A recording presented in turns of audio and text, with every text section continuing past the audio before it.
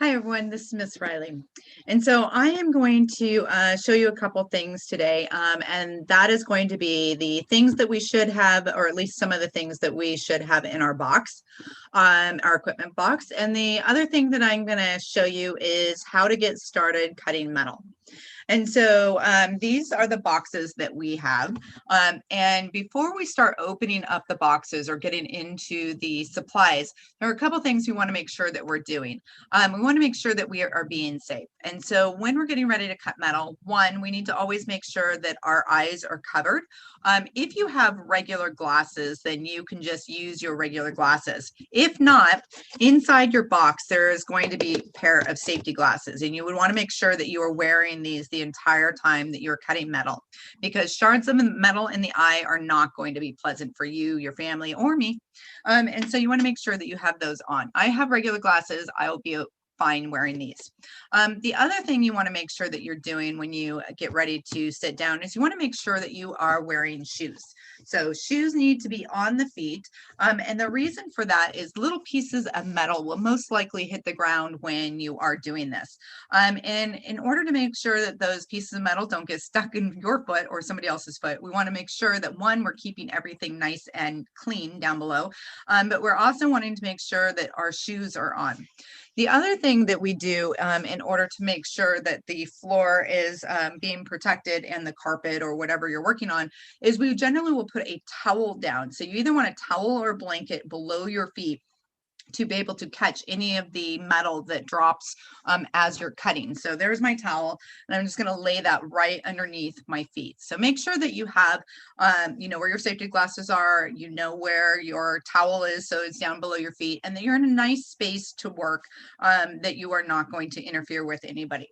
So now I have my box, and when I open my box, there are a couple things that I want to show you besides the glasses that you have inside that we're going to start working with in a short period of time. So when you get in there, you're going to find that you generally are going to have two types of paper. You're going to have a tracing paper. This is kind of see-through. I don't know if you can tell, but it's see-through. And then you're going to have a graphite paper. When you're using graphite paper goes dark side down, and it's kind of like an inky surface in order to trace things. Inside, there's also going to be some stencils. So these black images that you see are stencils, and these are all really good stencils. Maybe this one right here, the turtle, you might want to just do a solid belly on the turtle if you're going to do it, because you don't want to have to at this point in time drill into an image. But the rest of them, for the most part, you wouldn't need to drill. Maybe with the bunny leg, but you could probably let that one go. I think I'm going to do the squirrel this time. So what I want to do now that I have a stencil that I'm happy with is I'm going to cut that little stencil out. I don't have to cut all the way around it, meaning like the shape out perfectly. The paper can still stay on there, and that would be fine.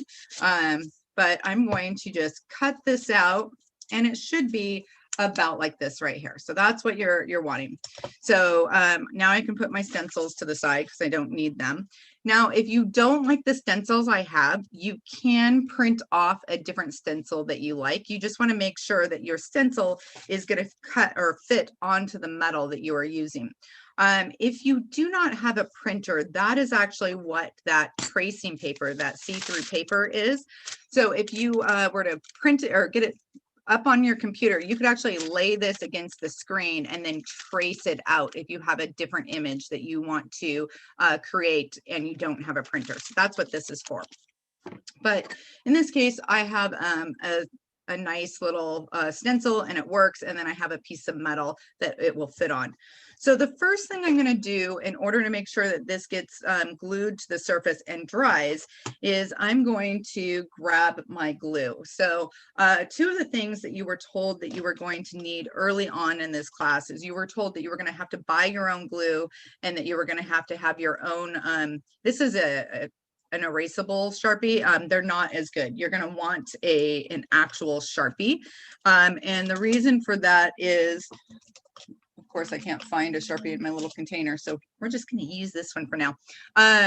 So the reason for that is we're going to draw on metal fairly often, and we're going to need to glue our pattern pieces down. So what I'm going to do is I'm going to make sure that I get plenty of glue on the back of my pattern piece, and make sure it goes all the way out to the edge. You do not want your pattern piece to start to fall off halfway through. So I'm going to make sure that I get a nice amount of glue on there, and then I'm going to stick it to my piece of metal. And then I want to make sure I really press that down. I don't want it to peel up at any point while I'm working. So I want to make sure that there's no little air bubbles underneath. So that is perfect. And that is what I would be going for. Okay, so now I have that, and I'm going to put my glue away. And the next thing I'm going to do is I'm going to start to get my cutting space ready. And so what that means to you is inside the box, you are going to have some kind of vise. Sometimes they're little silver ones, sometimes they're big beefy ones. It just kind of depends on which one we had available. And then we're also going to have a piece of wood. So in this case, it's this great big piece of wood. Sometimes they're going to be smaller little squares, and other times they're going to be blocky. It really doesn't matter what kind of bench pin and clamp that you get. So this is called a bench pin. The piece of wood that you're going to work on is called a bench pin, and then the clamp. Now, when we're doing this, I'm just going to turn my screen a little bit so you can kind of see how I would put this on a table. Is I would have it sitting off the edge of the table. So here's my table. You can see this is sitting off the edge. And for this particular one, all I would have to do is come underneath and then clamp it right on the surface. So it's actually clamping to the under part of my table. Now, if you are doing this and it turns out that you're worried about the surface of your table, you can put a paper towel in between these in order to protect the table. If you're worried about the underneath section of the table, you could always put a piece of paper towel or something down there to help protect that as well. But that is how you're going to put this on here. And it just gets clamped to the surface. And you want to make sure it's tight enough that it's not going to shift on you, but not so tight that you're denting anything. So that is one thing. So you're going to put the bench pin and the clamp, you're going to get that nice and steady to the table where at least probably half of your bench pin is hanging off the edge of the table. The next thing that you're going to want to do is you're going to get your jeweler's saw. So this is your jeweler's saw right here. And when we're working with the jeweler's saw, normally you will not already have a blade in there. In fact, I'm just going to remove my blade just so that we are aware that you're not supposed to generally have a blade in there. If you do have a blade that is sitting in there, you want at least the bottom so that it is loose, and then you can leave the top where it's at. Otherwise, sometimes you'll break your jeweler's saw while it's just sitting in or you'll break the blade while it's sitting in your jeweler's saw. And so you're going to go get a blade, and the blades that you are going to have are going to be inside this baggie that's inside your box, and you should have a yellow little rag. Don't mess with the rag. It is a special rag that you're going to need later. But you are going to get into the bag, and then inside is going to be a set of jeweler saws. So you should have 2 sets just like this. Now, inside this little wrap right here is actually 12 jeweler blades. And so what you need to do is you need to unwrap. There's a wire that goes all the way around the 12 jeweler blades. You need to unwrap those so that you have one single jeweler's blade versus a bunch of them. And then I'm going to put the rest of them back in here so I don't lose them. And then I will have just my one jeweler blade that we're going to use. Now, even though these look really, really small to you, I want you to know that these are actually bigger jeweler blades than most jewelers use. So these are a size 2, and the sizes go from whole numbers, so like a size 9 and then 8 and a 7, and they start getting thinner and finer as they go down. So 8, 7, 6, 5, 4, 3, 2, and then this is 2. So a 1 would be about half the thickness of this. And then what happens, for whatever reason, they start going into negative numbers. So a negative number would be like a 2-0, which would be a 2/0. And that means, or it's be a 1-0. And that means it would be a 1/0. 0. So that's getting smaller and then smaller and smaller. And then pretty soon you're at a, you know, a 7/0, and that would be 7-0. And those are really, really fine. Now, it is easier to cut with the finer blades, but it is generally determined by how thick your metal is.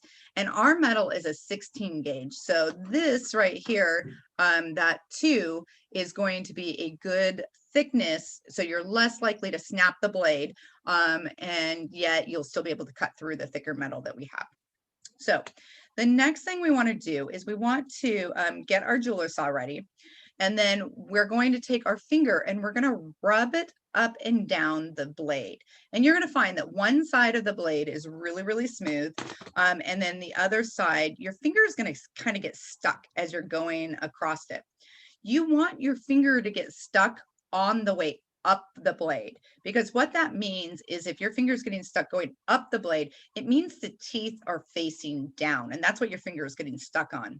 And we want the outside of the blade where the teeth are to be facing out away from the center of the blade. So we want it, my teeth are facing this direction, and so I want it to go in this way.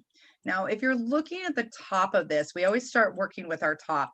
If I open this little lever right here, the 2 pieces of metal at the top, the little black one and the silver one, are going to separate. And I want this blade to go all the way to the top, with the blades facing out and facing down into that space. And then I want to make sure that I tighten it down.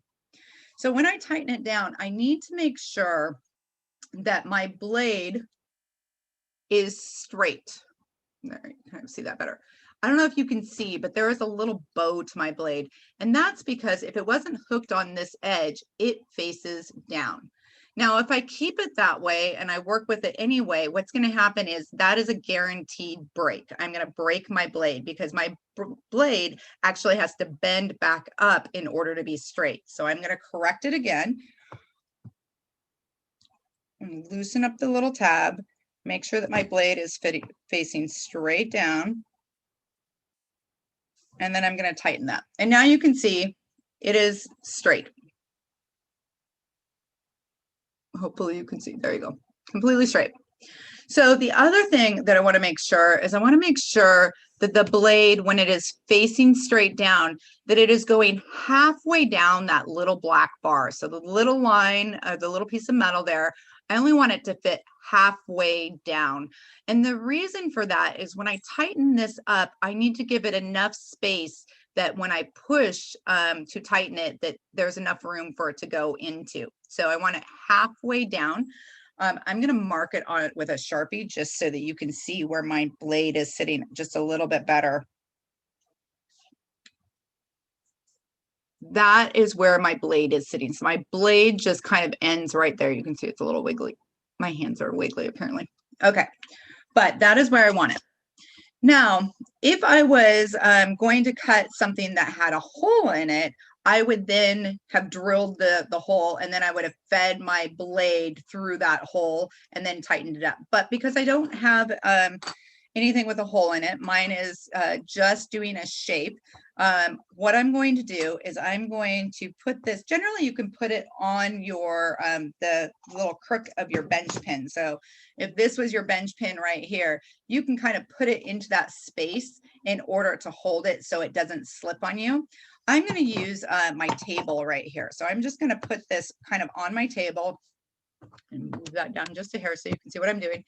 And then I'm going to put it on my breastbone. If I was standing up, most of the time when I'm doing this, I'm actually standing up, and I will use my hip bone in order to do this. But I think this will work just fine. And so what I want to do is I want to loosen up this bottom tab right here, and then I am going to push forward. I'm going to do it right there. I'm going to push forward. When I push forward, what I want to do is I want to make sure I'm on rolly wheels, and so I keep trying to roll backwards. So I'm going to adjust myself so I stop rolling backwards, and then I'm going to push in. And what I want is I want this blade to get to about 3/4 of the way down, so just a little bit further than it was before. And then I'm going to tighten that back up. Now, when I tighten that back up, I need to check the blade. And so the reason I need to check the blade is if the blade is loose, it will bend and break. So I kind of put my finger on it and I start to, let me see, I'll do it right there so you can see it. I start to press in and you can see it is a slight bit loose. But you can check it to also make sure that it is a good fit by running your finger across it. So you heard that, it didn't sound right. What I'm looking for is I'm looking for kind of a ting sound, and that was not a ting sound. So I'm going to try it again. This time I think I will slightly stand up and then do it one more time.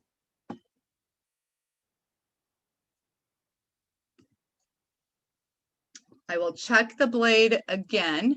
Oh, that's much nicer. And then let's see. That's better. Does sound like I could almost go just a hair more. So I'm going to do it one more time.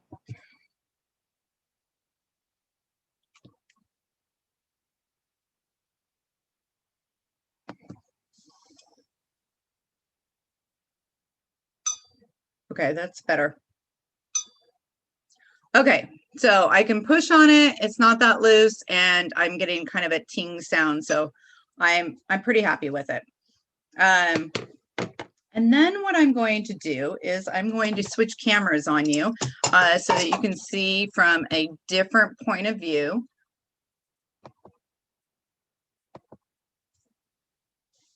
So this is my my little bench pin right here, and you can see there's my towel. And when I'm getting ready to cut, what I want to do is I want to take my metal and I want to make sure that my metal is supported in as many directions as possible. Now, if we were in the classroom, I would probably go get a rawhide hammer and I would tap this so it was just a little bit flatter. Because if I use a metal hammer, I'm actually going to mark the metal and I don't want to do that. And so you could, if you needed to, grab a pair of pliers that you have in your box, and you could, if you have any parts that are kind of sticking in, which this little edge right here is, you can grab it because that's not going to be a part of your project, and you can just kind of reshape anything that is completely out of the ordinary and getting stuck on things. So that's better. You can see now it's starting to move where it wasn't moving very easily before. And then when we get ready to cut, the other thing is that sometimes it is better to lubricate your blade. And so when you get ready to lubricate your blade, you can use beeswax and things like that. But one of the things that I found that we have at home is just chapstick. So if you take chapstick and you kind of, that you're not using anymore, of course, and you just kind of run it over the top of your blade just a little bit, it will help lubricate that blade. Now, you don't need to do this. Plenty of people do not ever lubricate their blade, but when you're new, sometimes it's just a little bit easier. So now I would be ready to cut. Now, do remember to check your blade to make sure that your finger is getting stuck up on the way up and not on the way down. So now it's going up and I'm ready to go. It's not on the back side. This is nice and smooth, and this is my bumpy spot. And then what I'm going to do is I am going to hold down my metal. Now, when I'm holding down my metal, the reason I'm doing it is if this starts to bounce at all, you are more likely to break your blade. And so you want to get started. And an easy way to get started a lot of times is to start from the bottom, or actually the top of your blade, and to go with backwards, go with the wrong direction. And so what I did is I kept doing it until it found a place that it liked. So that means there was a small dent there already. And so that's all I was looking for. And now I'm ready to start cutting. When I start cutting, I want to start off just a little bit, meaning that I'm only using a small section of the blade. And that is because if I start using the whole blade as soon as I get started, it's generally harder to find purchase, meaning it's going to just kind of keep bouncing all over the place for you. And you don't want that. And so once I get that little nick and I'm holding everything down, then I can start using the entire blade, the entire length of the blade. And when I'm using the entire length of the blade, I want to make sure that I'm keeping my blade straight up and down. So what you can't see from that angle is when I'm cutting, my blade is perpendicular to my metal. If I start to bend in like this, which is a habit of new people cutting, because they feel like they're getting someplace when they do this, what happens is a couple different things. One, it is putting a lot of pressure right on that one spot that it is going into the metal, where this one, being this direction, is not putting any extra pressure on any particular part of my blade.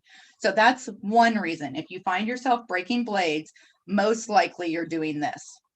The other thing is, if you're not going straight up and down, you're also more likely to start bending it this way when you're at an angle, because you're trying to look at it. When you bend it this way, again, you're more likely to break the blade inside that little hole that you've created. So there's my little hole.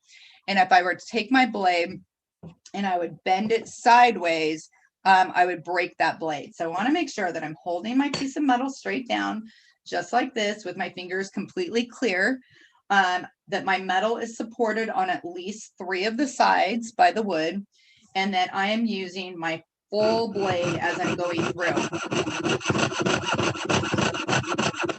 As I'm cutting, when I'm going in a straight line, you can see it goes really quickly. And so I'm just going to go get up close to my pattern, and then I'm going to follow my pattern. I want to make sure that I don't accidentally cut into my pattern though. So you can see I'm really close. Sometimes you have to blow off the little dust. I'm going to go a little bit further. And that's looking pretty good. And now I'm going to need to shift and kind of go up the tail side. Now, when I'm shifting, it is better to start shifting your metal more versus your blade. So when I'm getting ready to shift, what I want to do is I want to start cutting in the same spot. I'm no longer pushing forward whatsoever.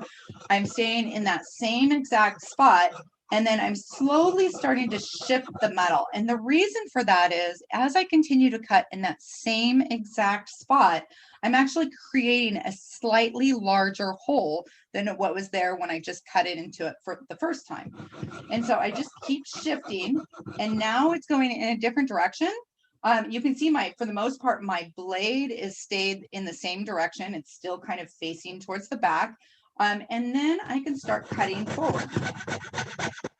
I'm just following that pattern. And when I'm cutting, I want to look a little further ahead. If I'm looking right in front of where I'm cutting, most likely I'm going to go off the edge.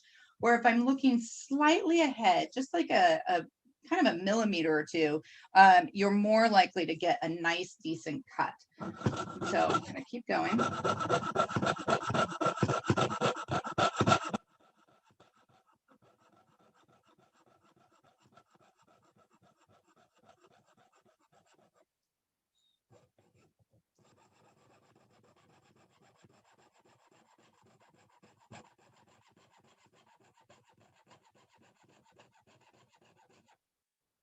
So I'm getting close to the inside of his tail. And even though I'm not ready to start turning yet, I do need to start anticipating the fact that I'm going to need to make that curve. And so when I'm cutting generally straight, I want to use as much of the blade length as I can. The closer I get to a curve, the smaller amount of the blade I'm going to start using. And it allows me to make those extra cuts in order to be able to turn. So I'm turning. Now I'm using less of my blade. Get everything out of the way so I can see what I'm doing.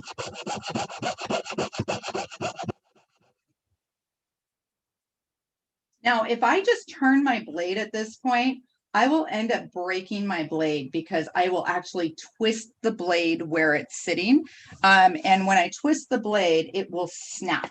So I want to make sure that, again, I'm twisting the metal, not my blade. And I'm using just small, short little cuts as I go around.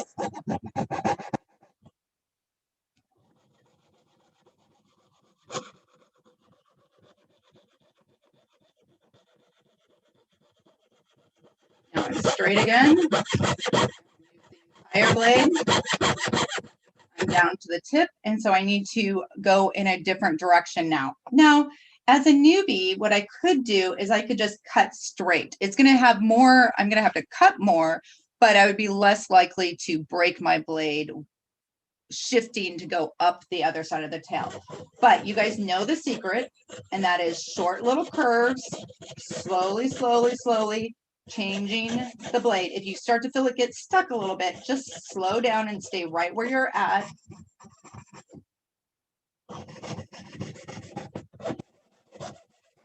Short little sections. And now I'm going in the opposite direction, so I can start cutting big cuts again.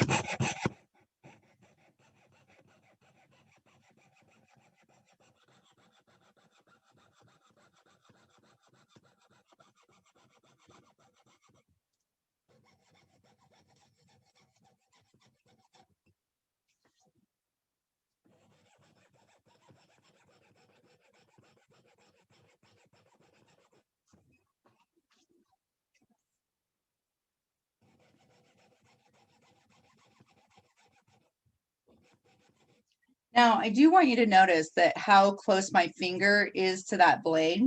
If I had the bad habit of bending forward when I was cutting, it gives me the inability to see how exactly close my finger is to that blade. And so you do definitely want to, again, keep your blade straight up and down so you can see better. And then sometimes it is better to shift your hand out of the way. I haven't had a lot of people cut themselves with a blade, but generally when they do, it's a pretty nice doozy and they are never happy about it. So just try and make sure you're keeping your fingers out of the way.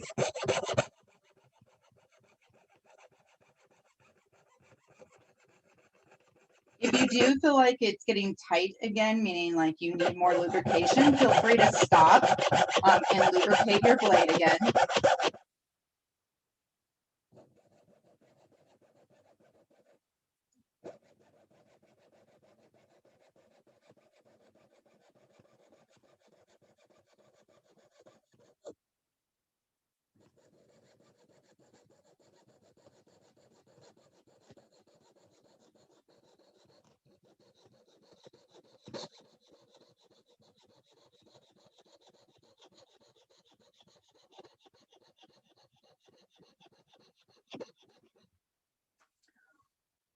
Okay, so I am now in the crook of his tail, so I'm going to do the same thing as I'm going to stay in one spot. I even almost rub as I'm staying in that one spot. I almost am touching more of the back of the metal against metal versus trying to push forward. Now, even when I'm going straight, I'm actually not pushing forward. I'm just barely moving forward. And one of the things that if you find yourself gripping too tight onto the jeweler saw, when you're new, you tend to hold really tight. The longer you're doing it, the more likely you're going to be holding just a couple of fingers. In fact, if you put your pinky out, you will know that you're not overly gripping the saw, because if you're overly gripping the saw, it's going to eventually hurt your hand and you're not going to be happy with it. So pinkies out in this particular thing actually helps you make sure that you're not accidentally over tightening your hand, and you will actually do better cuts. So oops, turn there. Just trying to go up the cut that I just made. So I'm going to do little teeny shortcuts to make sure I get into the groove that I want. And now that I'm there, I can start going straight again. And so I will use more of the length of the blade. Now, I don't know if you saw this, but as I was starting to cut this piece, because they were separated, was starting to bounce. So I needed to make sure I put my finger on that section to prevent it from bouncing and to keep everything nice and flat.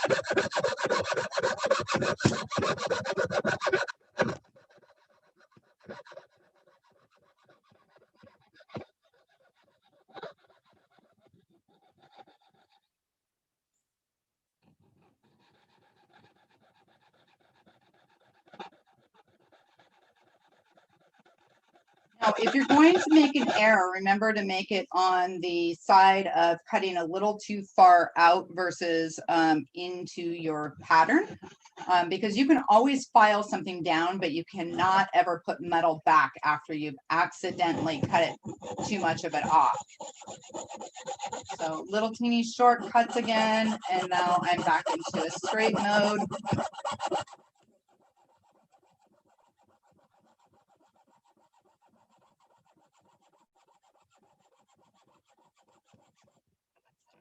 I'm at the very tip, so I'm going to go back up and down just nice and gently as I'm turning.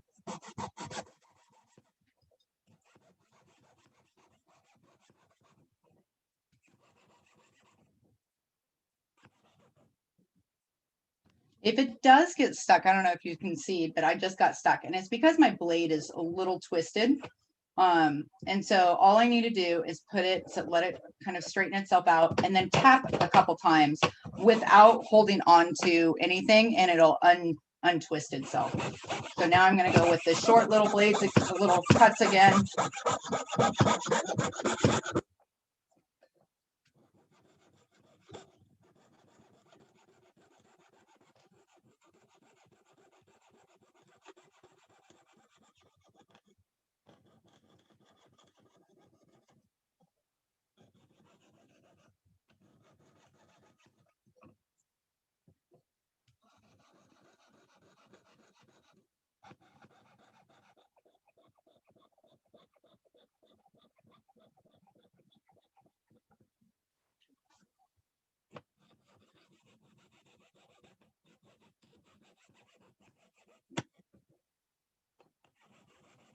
Now, the closer you get to your project being completely cut out, the less amount of metal that is touching something solid. So, you know, all of this is all cut out, and so it tends to want to shift more on me. So I need to make sure that the part I'm cutting on is nice and close to an edge in order to prevent me from accidentally popping my blade. And you're more likely to start to break blades towards the end. And some people say it's because you're getting excited and you're almost done. I actually think it's because less of the metal is touching and things are a little bit more flexible when that is the case. And you're more likely to have your metal jump.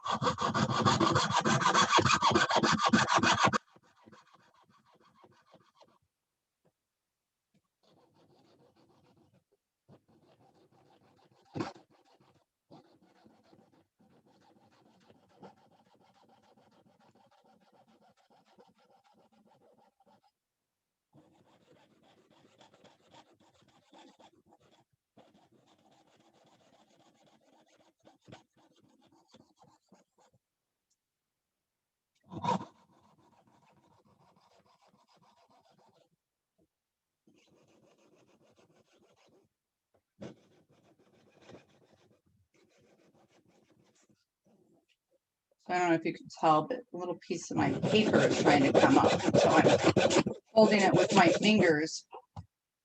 And if it continues, then I think what I'll do is I will stop and put a little bit more glue in that space.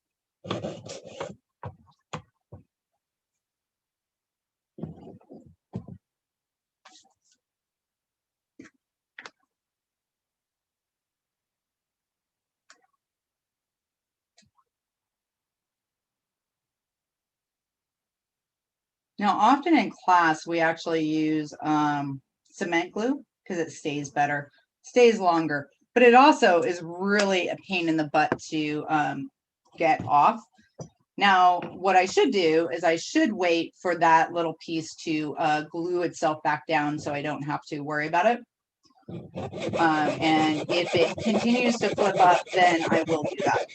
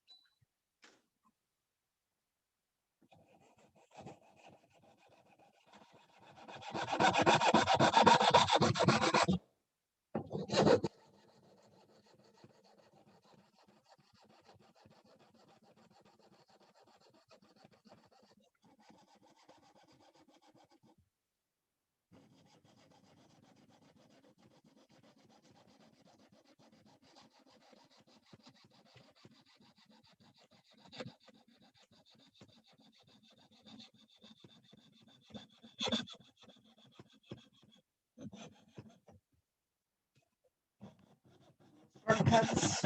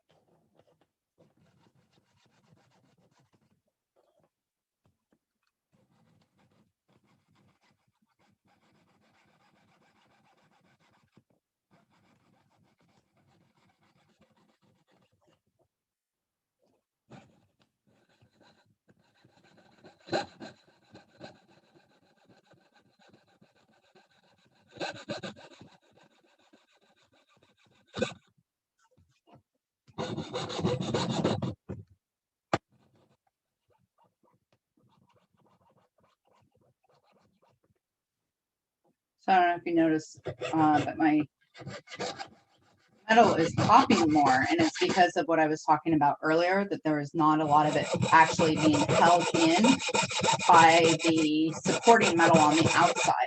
That most of it is being held in just by this teeny little piece right here and my fingers. So I need to make sure that I'm holding down on this particular spot and keeping my actual squirrel in place. And then I also want to make sure that my fingers are out of the way, because it is more likely that you will accidentally cut yourself if that is the case. And so I'm also going to bring myself a little bit further back into this space. If I accidentally cut into my wood, that's no big deal. But if I accidentally cut into my finger or snap my blade, that's a little bit more of an issue. So I want to make sure that I have support on as many sides of my squirrel as I'm cutting as possible. Now, if this was a situation where I was coming off the edge of the metal, this time I'm going to be going into the line that I already cut. But if I was coming off of the metal, I want to make sure that my fingers were really out of the way of that blade, because you are pushing forward and it does tend to snap forward. And that is generally where people will cut themselves. They'll be going off the edge of a metal just like this with their finger right about here. And they're just cutting along, and all of a sudden there's no metal left to hold the blade back, and they run right into their fingers. So you really want to, at that last space, move your fingers out of the way. Oops, I dropped him on the floor. Okay, so one, you can see that now it is the section that is connected to the saw is the scrap piece. So in this case, this would be a scrap piece. You can see that I could possibly use this as part of a design, but I did have to cut through it. So if I didn't want to cut through it, and yet I was really wanting the outside piece as the part of my design, I could have drilled a hole through where the squirrel used to sit and then cut this exact same shape out, and then I would have this outside to use. But that's not what we were going for. We were actually cutting the shape of the squirrel. So here he is on the front side, but it's easier generally to see him and what kind of job you did when you look at the back side. And he looks pretty good. He has some cleanup that I'm going to have to do. So you can see there's a little piece of metal that's sitting there. He has some bumpy little edges, which is kind of to be expected. And we're going to end up filing and sanding all of this at a later date. Like that'll be a later video that I'm going to make for you. But you can see he turned out pretty cute. He's pretty adorable. And that is how you would cut your shapes out. And then, as we talked about earlier, if you want to leave the top part of the blade in the saw, that is fine. But you always do want to open that bottom part of the blade. Otherwise, anything that touches that blade will accidentally break the blade. You don't want that. So it can just sit just like this. And then when you were all done, you would want to make sure that you cleaned up all your space. Now, for the most part, because most of mine was cut like this, I would only have just a little bit of like dust. So that's kind of a metal dust, and that would be fine. But most of the time when you're first getting started, you cut off those edges and you will get little slivers of metal. And those are the ones I'm worried about that for your family's feet. So if it's solid like this, good to go. If it's not and you have a bunch of little pieces, make sure you find all those little pieces and throw them away. We don't need to keep this metal unless you think you might want to use part of it as like a future design piece, not necessarily the shape, but sometimes we cut out these little shapes, and it's called a bail. And a bail shape would be something like